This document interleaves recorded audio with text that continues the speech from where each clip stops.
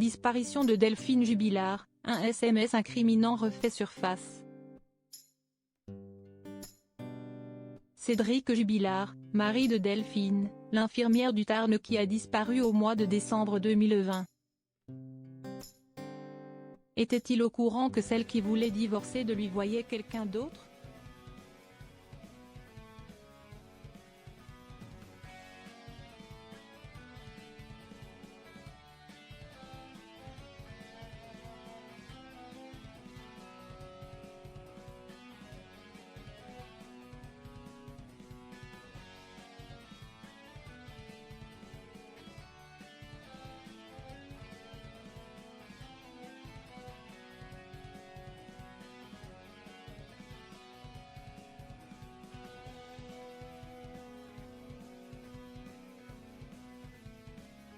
Poursuivez fasse éclater la vérité.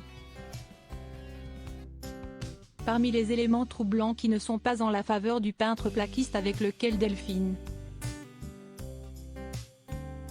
né au Saguel, voulait divorcer, un SMS qui prouverait qu'il savait que sa femme avait un amant.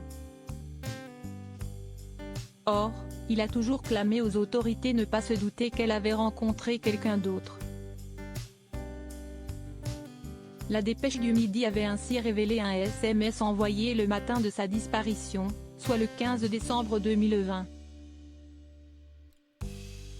Il avait écrit « J'ai grillé Delphine » à l'un de ses contacts. Un texto banal? Pas vraiment, car il prouve que l'homme de 34 ans savait que sa femme avait une relation extra-conjugale. Une hypothèse qui tiendrait la route, alors que les enquêteurs ont aussi découvert des captures d'écran du profil de l'amant de sa femme sur un réseau social dans le téléphone de Cédric, précise le quotidien. Son ancien voisin de cellule avait par ailleurs révélé que le suspect numéro 1 aurait pété un câble. En apprenant que sa femme avait un amant, preuve que cette information le rendait malade.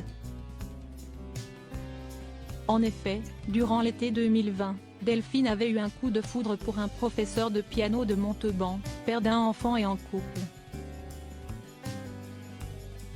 La relation est rapidement très forte entre les deux amants et celle qui subissait son couple avec Cédric Jubilard et avait entamé une procédure de